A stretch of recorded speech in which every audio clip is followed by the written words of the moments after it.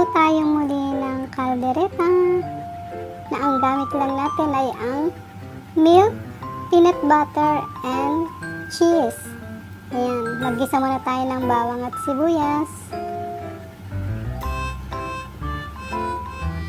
Papulahin lang natin ng konti ang ating bawang at sibuyas.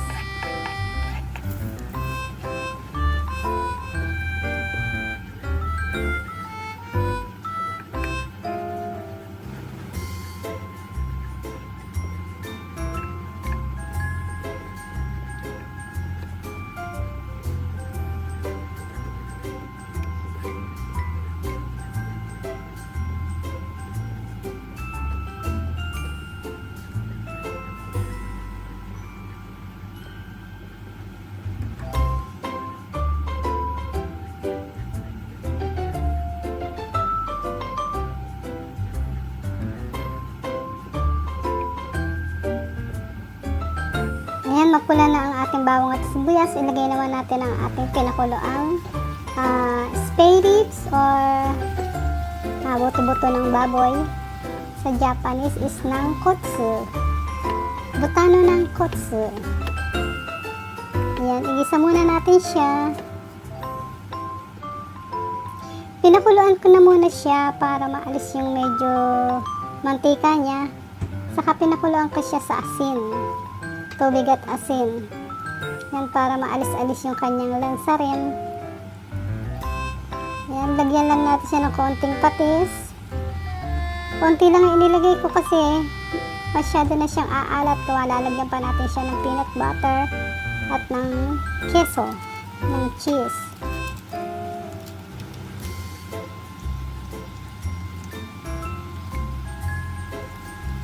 Lagyan ko rin ng konting magic sarap. Konting-konti lang. Yan, haluin lang natin siya ng haluin.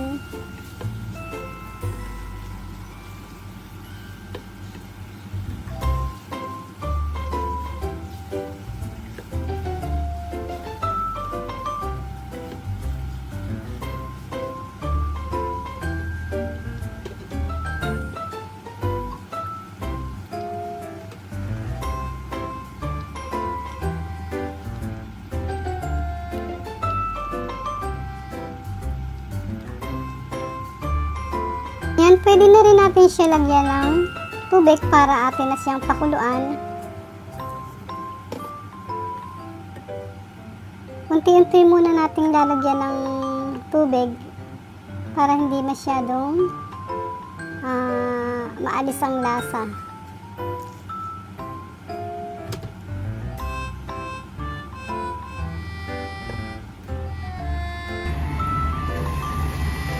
Ayan, kumukulo na siya.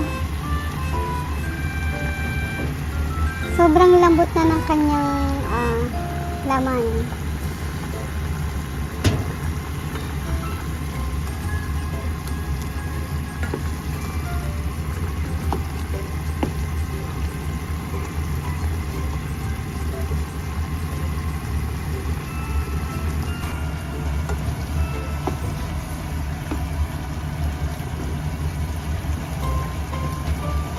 Ayan, medyo tuyo na ang kanyang tubig. Pwede na natin ilagay ang kanyang ang pinaghalong peanut butter at ang milk. Ayan, pinaghalo na natin siya para madaling matunaw.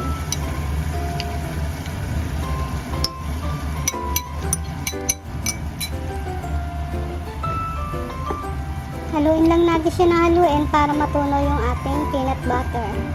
Mas masarap talaga pag yung peanut talaga ang ilalagay mo. Yung talagang dudurugin mo yung peanut. Kaya lang, mindoksay na.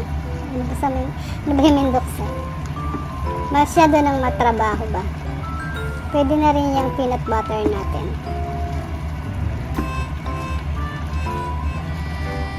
Ayan, haluin lang natin siya ng haluin at hinaan lang natin yung apoy kasi masyado siyang lalapot agad.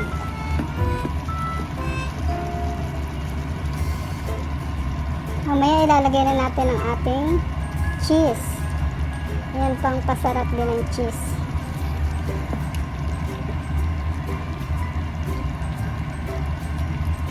Dagdagan natin ng milk kasi masyado na siyang dumapot.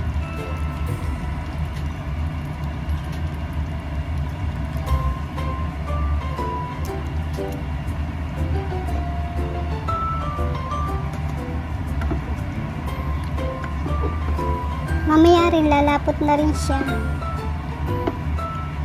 Pakuluan lang natin ng konti para kumapit yung kanyang lasa sa ating spay ribs.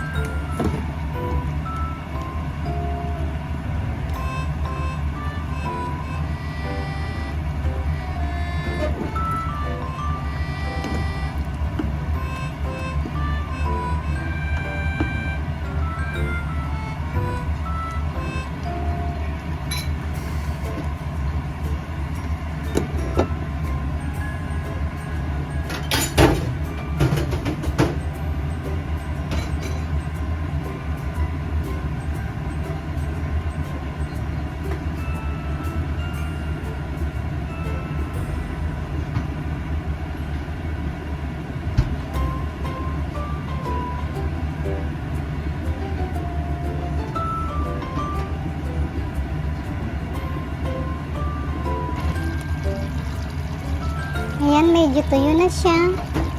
Pwede na natin ilagay ang kanyang cheese.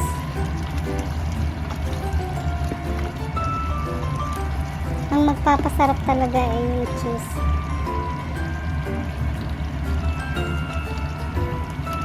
Lagyan na natin ng cheese.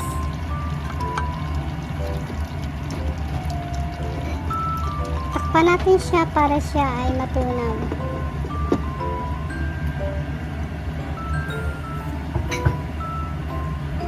At pag yan ay natunaw na, luto na siya.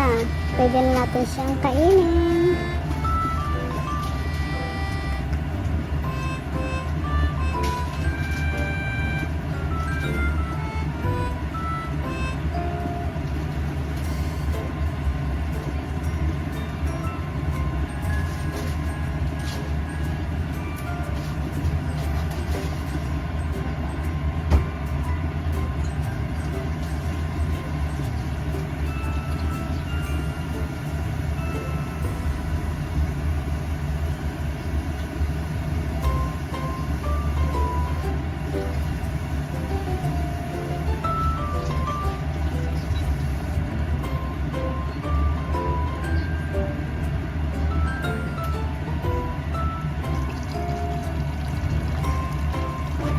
Ito na guys, haluin natin siyang mabuti.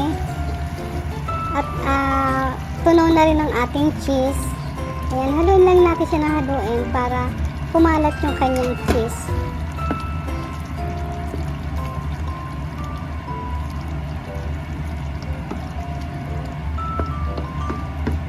Ayan, lumabas na rin yung pinakamantika niya. Yung mantika ba ng peanut butter? Lumalabas din ang mantika ng peanut butter.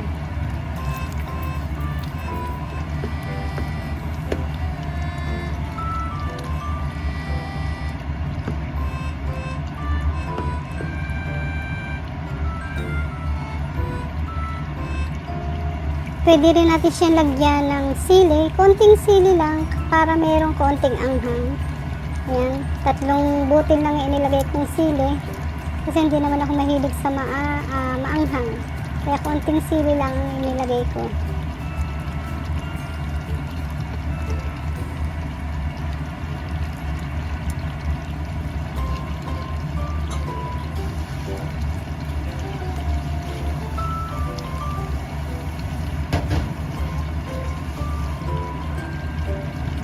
Mas gusto ko tong kalderetang to kesa sa kaldereta sa tomato sauce. Mas gusto ko siya.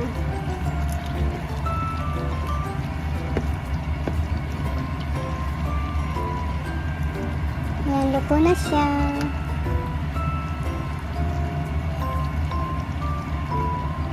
kapit na talaga yung lasa ng peanut butter. At ang lambot-lambot ng kanyang laman. Hindi siya yung buto-butong matigas, yung malambot ba na buto-buto. Kahit kainin mo yung kanyang butong malambot.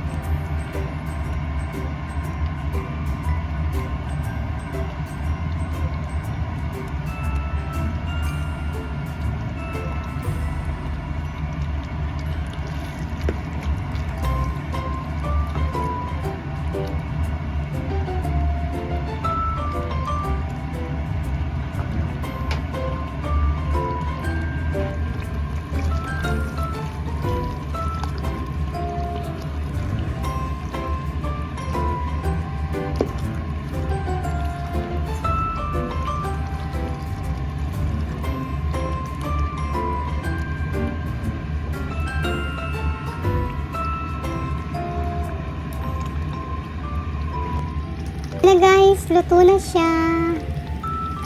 Lutong-luto na talaga siya. Ang sarap-sarap na niya.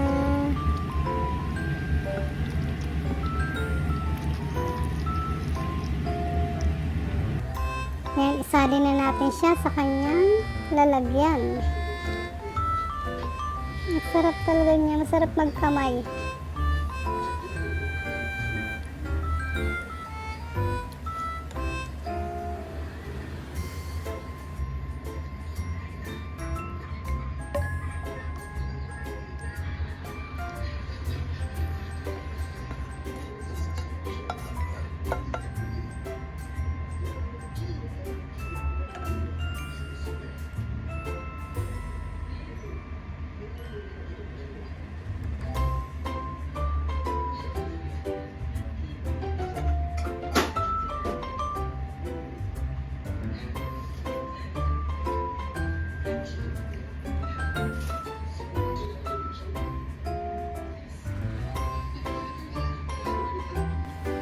Okay guys, thank you for watching.